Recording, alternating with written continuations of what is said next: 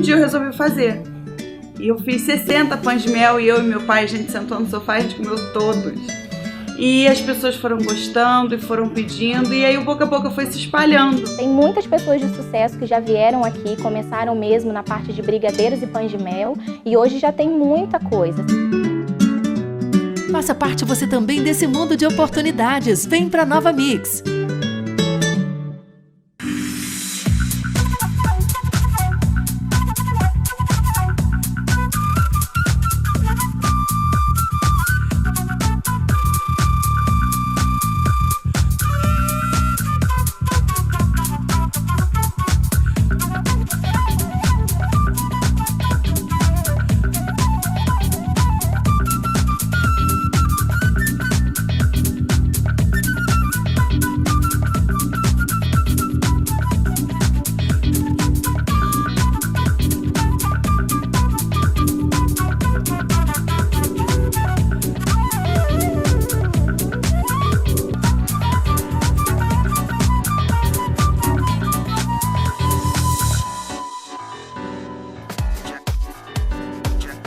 Alô, telespectadores, boa tarde. Mais uma tarde aqui com vocês, né? Uma tarde gostosa, maravilhosa. E vamos passar por cima desses problemas todos que nós estamos vivendo. E se Deus quiser vai dar tudo certo, né? Já foi na semana passada, já houve aquela carreata, né? Da AMA, saindo da Via Expressa, mas que esse ano não pôde ter, né? Aquela caminhada. Então, houve a carreata. A Maria Helena organizou, que é a presidente, e tem que fazer alguma coisa, né? No dia 9, o aniversário de um grande amigo, Licínio José da Silva. Aniversário dele. Parabéns, Licínio, e que você curta bastante essa data e que Deus te dê muita força, que você está numa luta muito grande aí com a nossa querida amiga Beth, mas vai dar tudo certo no final, se Deus quiser. Fiquei feliz de ver ela no dia do aniversário, né? O dia do aniversário dela foi dia 25, ela podendo sair para almoçar com a família. Beth, um grande beijo para você. Eu te amo, Beth. E no dia 9 foi aniversário dele. 100 anos da Casa Libanesa, que está sendo comemorado esse mês agora, 100 anos, né? E 60 anos também agora esse mês, vai ser comemorado o mês todo, da drogaria Globo, do meu querido amigo Dário Salomão, né? E então são essas coisas que eu tenho para falar essa semana, né? E esperamos ter uma semana assim, mais calma, com mais tranquilidade, porque está muito difícil para todos, né? Nós estamos vivendo momentos assim difíceis, assim com perspectivas de melhora, mas vai depender muito da gente também, vai depender muito. Nós temos que continuar, não é porque está a bandeira verde, não, nós temos que continuar usando as máscaras, esse álcool gel, tendo cuidado de evitar multidões, não temos necessidade de ficar em multidões, para a gente colaborar para que essas vacinas cheguem e a gente se livra disso, né? Como de tantos outros nós já nos livramos, não é isso? Então, deixa eu chamar meu convidado, eu estou falando, gente, perto de um médico, olha só, que ousadia minha.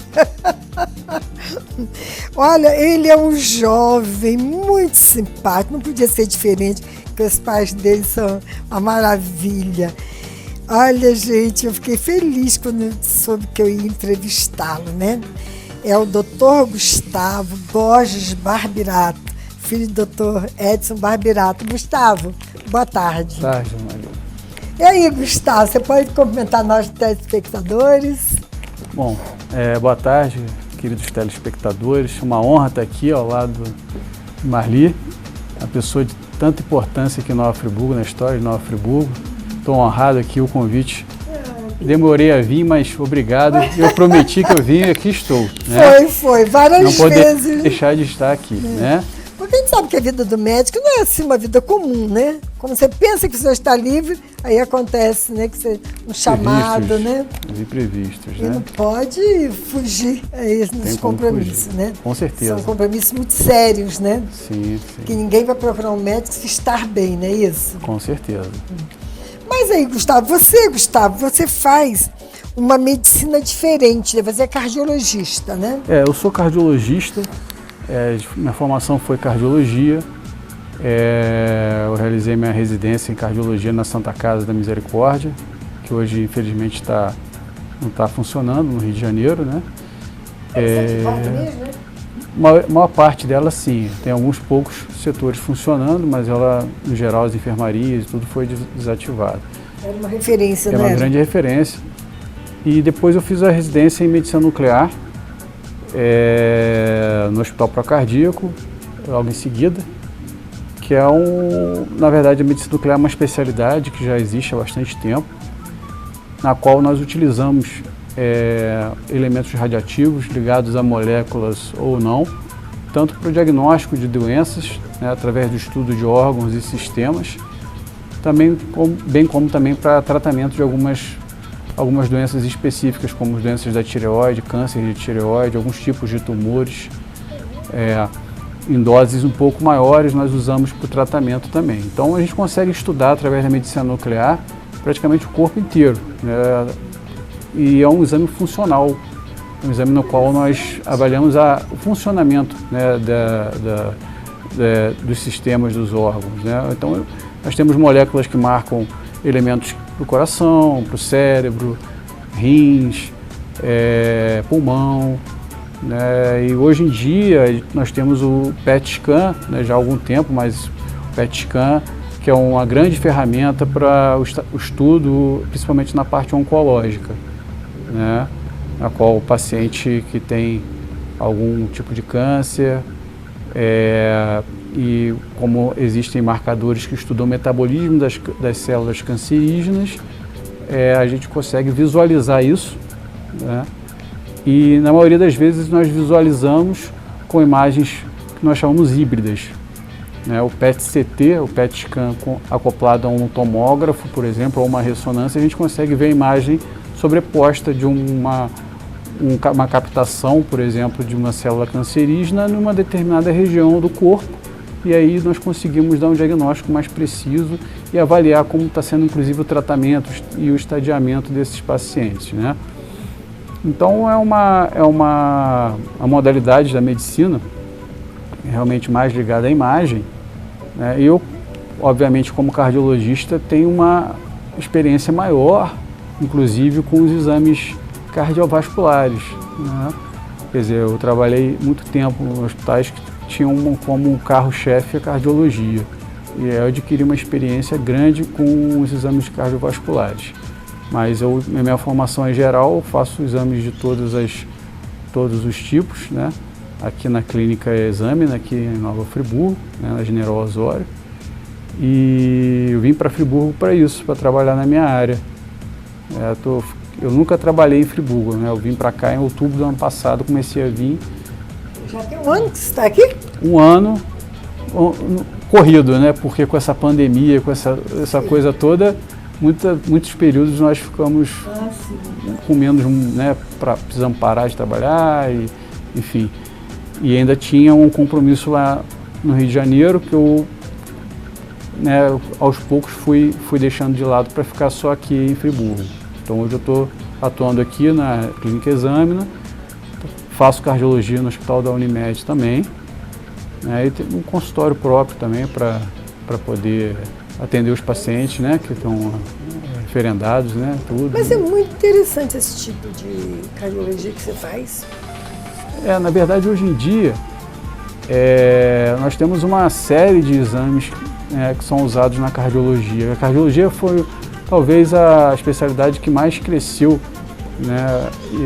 Antigamente nós não tínhamos tratamento para várias doenças. Hoje em dia o paciente chega numa emergência parado, né? Uma parada cardiovascular, né? E é submetido a um tratamento específico e sai do hospital às vezes como se nada tivesse acontecido, né? A cardiologia tem teve esse upgrade durante todos esses anos, né?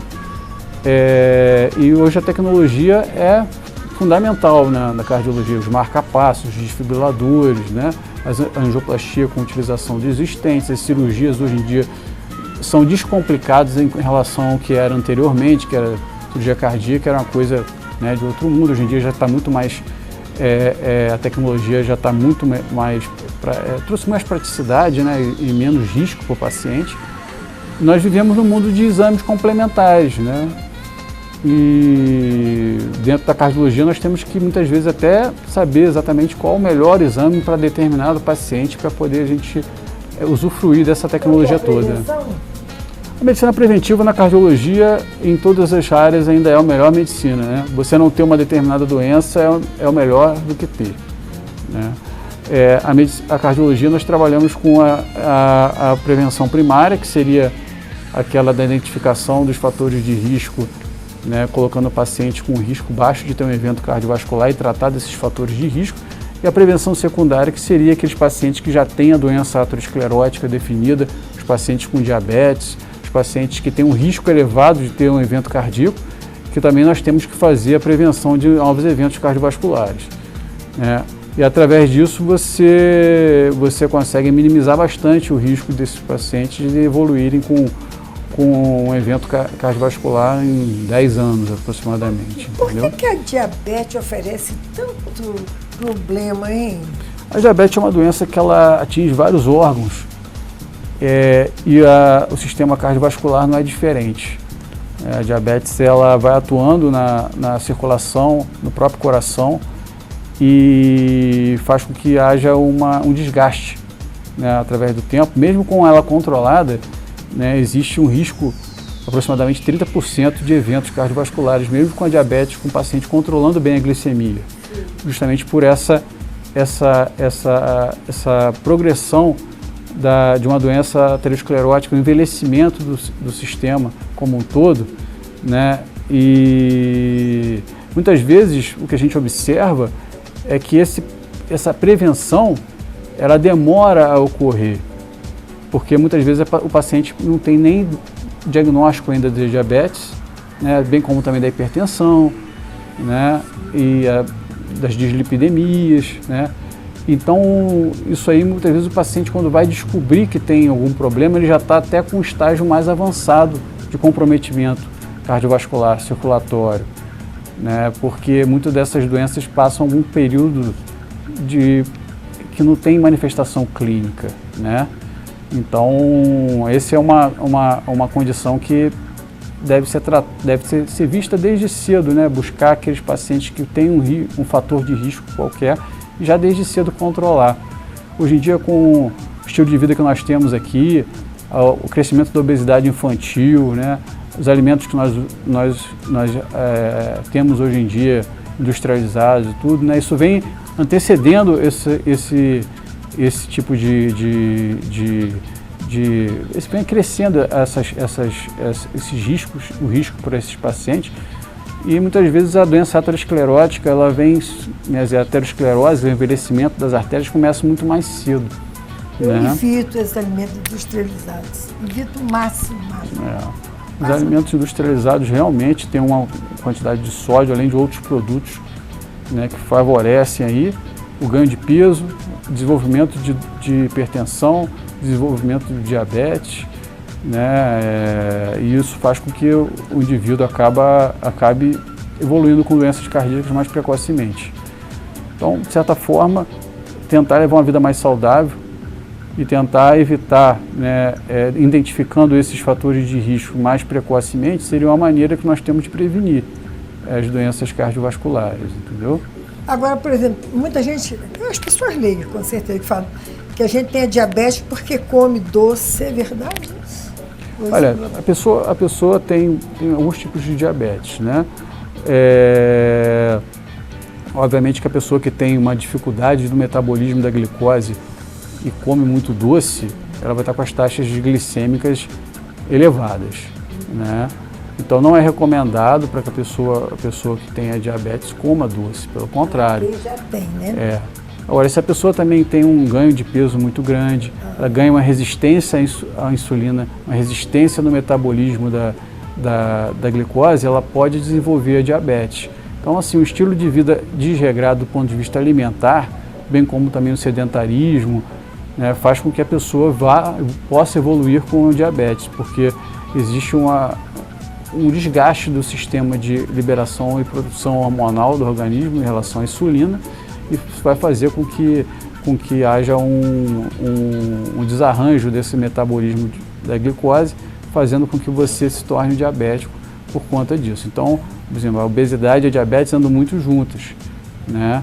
Agora, existem vários outros fatores genéticos, né, causais, que também podem gerar uma diabetes sem que haja realmente essa relação do peso. Mas sedentarismo, obesidade, alimentação ruim, com certeza, em algum momento, pode gerar um desenvolvimento de diabetes. O último exame que eu fiz agora para fazer a cirurgia de catarata, a minha diabetes deu 98, então não sou, né? Não. O diagnóstico de diabetes é feito com a glicemia acima de 126. 126. Mas eu vou muito doce, acima de 100 a pessoa já é considerada uma pessoa de risco, né? E aí já teria que tomar cuidados e até, em alguns casos, medicamentos para poder controlar melhor essa glicemia. Então, graças a Deus, eu como muito doce. Mas eu mando muito, entendeu? Eu não sou dessa de ficar acomodadinha, sentadinha, o sedentarismo hoje em dia é um problema sério, né? A tecnologia que nós temos hoje em dia utilizada para vários meios, também faz com que o sujeito acabe ficando muitas vezes sedentário, né? E o computador, né? Os videogames, as crianças principalmente. Sim. E aí o estilo de vida que se tinha antigamente acaba sendo hoje prejudicado por conta disso. Então tem que haver uma educação nesse sentido, né? Para que tenha uma vida saudável, exercitando, né? Otimizando o tempo de uso desses equipamentos para que, inclusive, não traga nenhum tipo de vício, né? E alterações comportamentais também, já que a criança acaba se isolando, não interagindo com outras crianças, né? Muitas vezes. E isso pode já trazer uma tendência da pessoa de dificuldade de fazer atividade física, enfim, que negócio, né? Tá vendo a televisão, tá jogando videogame, acaba comendo besteirinha também, né? Sim. Então junta tudo, né? E aí criamos uma situação que nós estamos vivendo hoje em dia já, é real, né? Os próprios adultos, né? Os adultos ficam ali sentados na televisão, com aquela vasilha mesmo de pipoca ou chocolate. Ai, não, isso não faz minha cabeça, não. Com certeza. Na verdade, o que a gente observa é que nós estamos vivendo aqui um resultado de 20, 30 anos atrás, até mais um pouco, né? Que foi tendo um entendimento maior sobre essas condições que levavam ao risco das doenças cardíacas e dos eventos cardiovasculares. E ao mesmo tempo que isso foi visto também como que o nosso comportamento estava evoluindo de forma inadequada, né? O que acontece? O ser humano, durante anos e anos, na evolução humana, ele foi fazendo exercício. Nós pegamos e analisamos até o século passado, meados do século passado, nós tínhamos que se locomover para fazer as coisas, não tinha essa facilidade de hoje em dia, né? E a gente foi contra a nossa natureza de pouco tempo na nossa evolução para cá, tornando um estilo de vida que vai contra a nossa evolução. Por essa pandemia, todo mundo, desde março, né, que está todo mundo assim, tolhido. É verdade. Essa pandemia, ela está sendo um grande desafio para a gente, né? As atividades, academias, as caminhadas, tudo parou. Houve até porque não se sabia muito bem como se comportar, né, o novo normal, como vai ser e tudo, Exato. Né? Então, inicialmente, principalmente as pessoas de mais risco tinham que ficar totalmente isoladas, né? E aí isso obviamente tem consequências em outros aspectos, né? Exato. O aspecto emocional, o aspecto social, a própria, alguns desses nós estamos falando de, né, aumento da ingesta de comidas, né, por ansiedade, bebida, uso de drogas, tudo isso já é estudado em várias crises mundiais, né? Principalmente o furacão Katrina, 11 de setembro, trouxeram informações sobre o abuso e aumento de uso de tanto de alimentação inadequada como ingesta de álcool e outras drogas, né? Então está trazendo infelizmente traz essa questão que é relacionada a uma dificuldade de nós lidarmos com as nossas incertezas do que vai acontecer, gerando ansiedade, muitas vezes depressão, além também de violência doméstica e outras questões que estão acontecendo. Isso também né? se comentou muito, né? Sim, infelizmente, né, todos esses desfechos negativos desses distúrbios de comportamento que nós adquirimos nesse período, a gente acaba observando maior nessa época, né? Observando mais nessa época. E nós temos que aprender a lidar com isso de uma forma que a gente canalize nossas dificuldades para coisas mais positivas. Exatamente, porque eu acho assim que houve assim uma mudança muito grande. Os casais, por exemplo, a mulher saía para trabalhar e o homem também. Então os dois só se encontravam à noite, não é isso? Isso. Aí depois, de repente, os dois dentro de casa, às vezes com problemas, não é isso? Sim, financeiro. Tendo que trabalhar. Aí outros perderam emprego. Eu acho que isso foi gerando assim, uma confusão. Aí começaram as brigas. Sim. Né? O desentendimento começaram. Isso é uma coisa que é um fenômeno de crise interna, né, familiar, que na verdade traduz muito a crise que nós estamos vivendo como um todo, né? O núcleo familiar traduz a nossa relação social como um todo. E quando você tem que forçosamente adquirir um novo comportamento, né? E com muitas vezes criança em casa, e como você falou, a questão da dificuldade financeira, sem emprego, lidar com frustrações, sem saber o que vai acontecer daqui a uma semana, duas, isso aí muitas vezes gera um desentendimento, gera transtornos, gera brigas e a gente tem visto isso aí como uma coisa real, né? Exato. É real. Né? Vendo isso, a gente está vendo isso quase todos os dias. Sim. Realmente, quanto mais cidade grande, né? A cidade pequena não, todos se cotizam ali, ajudam, não é isso? Dá uma cesta básica, dá isso e aquilo, ainda ameniza, mas essa cidade grande, que cada um para si, né? Pois é. É muito complicado. Complicado. Muita situação. Transporte fica mais difícil, tudo fica mais complicado, né? É assim. Então, quer dizer que então você veio para Friburgo? Eu estou aqui em Friburgo, como eu falei, desde outubro do ano passado, né? Foi uma decisão baseada em uma melhora da qualidade de vida. Eu moro mais tempo fora de Friburgo do que em Friburgo, né? Você para estudar? Saí para estudar com 16 anos. Daqui e não voltei mais. É mesmo, né? Mas eu sempre gostei muito daqui. E tinha muitas boas lembranças da minha época de infância e adolescência aqui.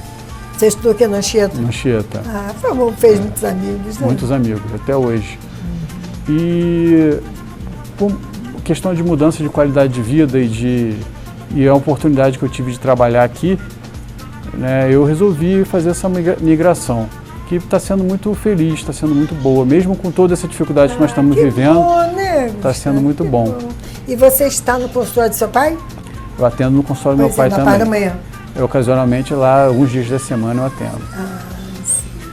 Eu já sabia que você estava. Eu dividi o meu tempo lá um pouquinho, mais as atividades de exames complementares da medicina nuclear, né, e as questões do hospital também, que eu atendo. Vocês estão na Unimed? Só na Unimed e na exame, né? Então você dividiu bem o seu dia, né? Sim, dividiu.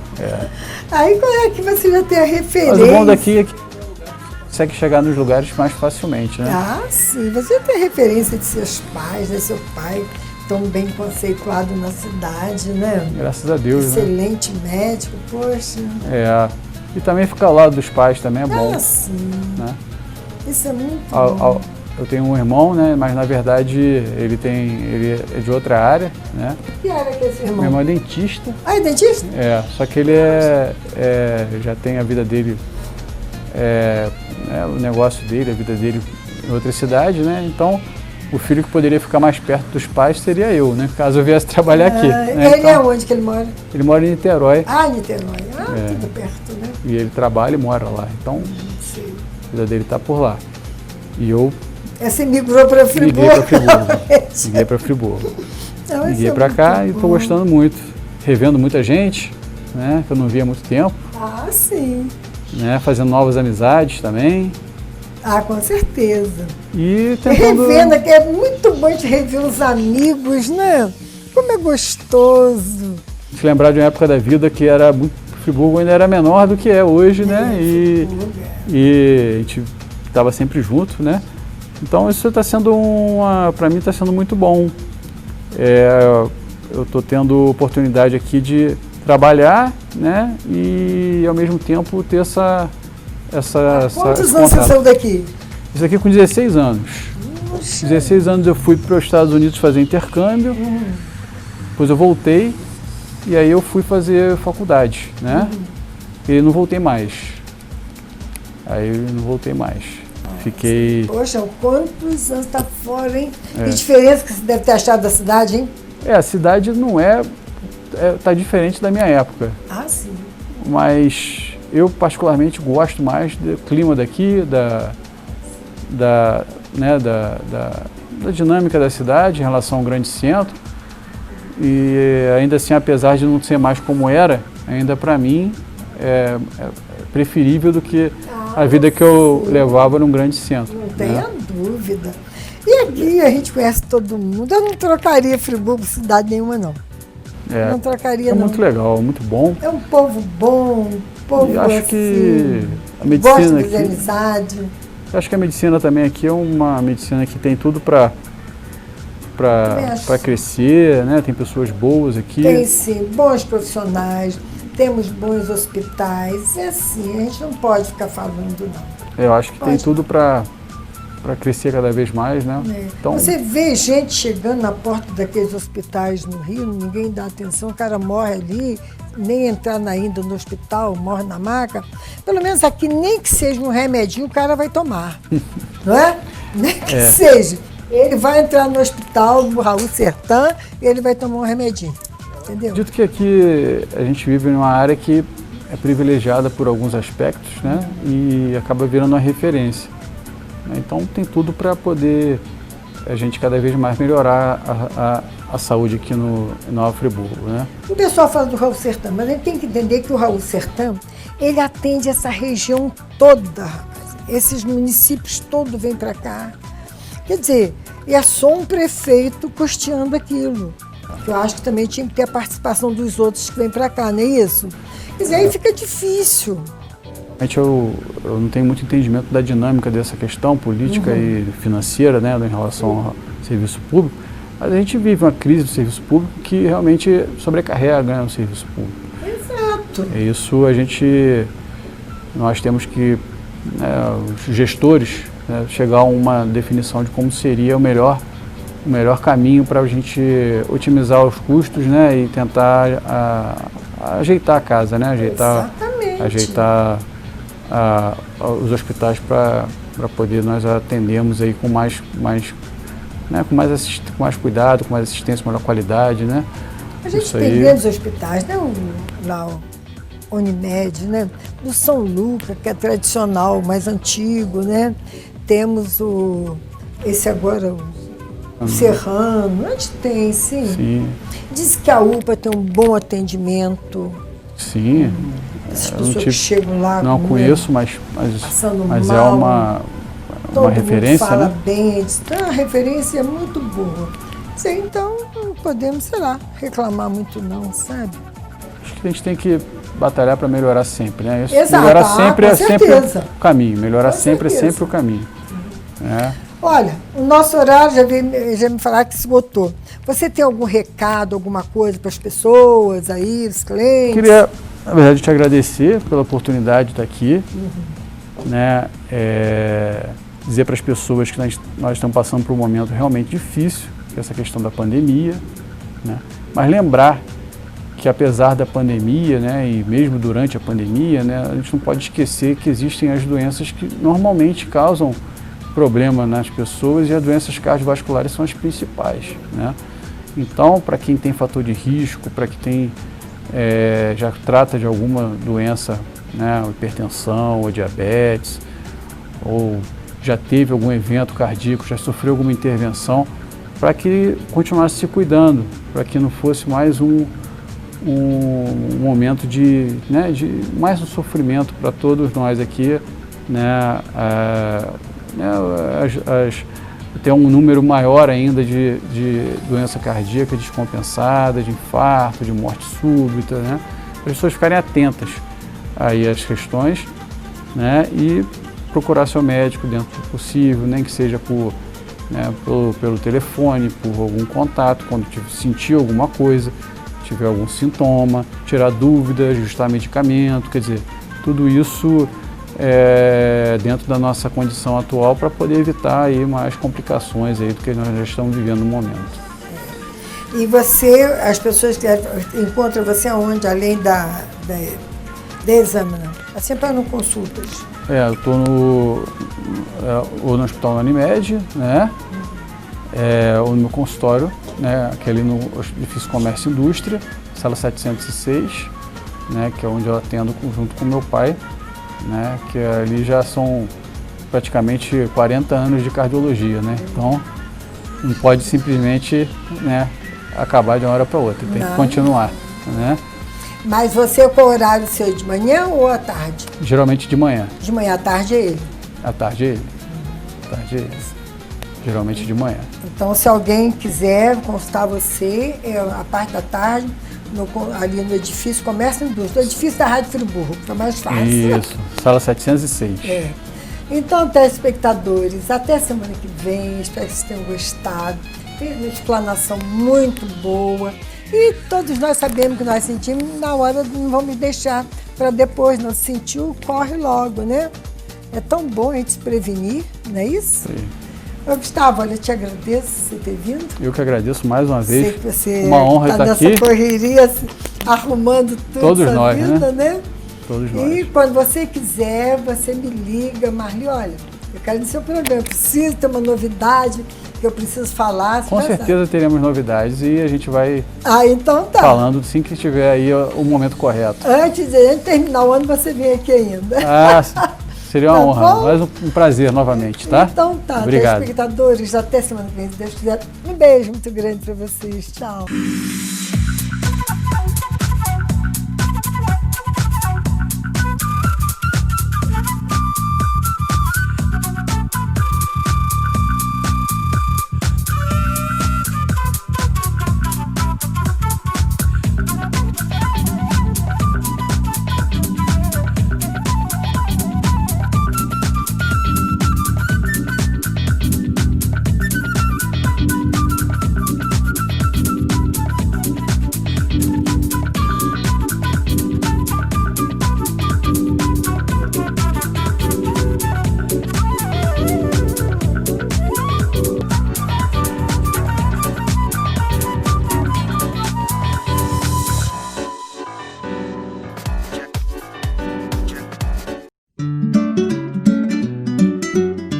Um dia eu resolvi fazer.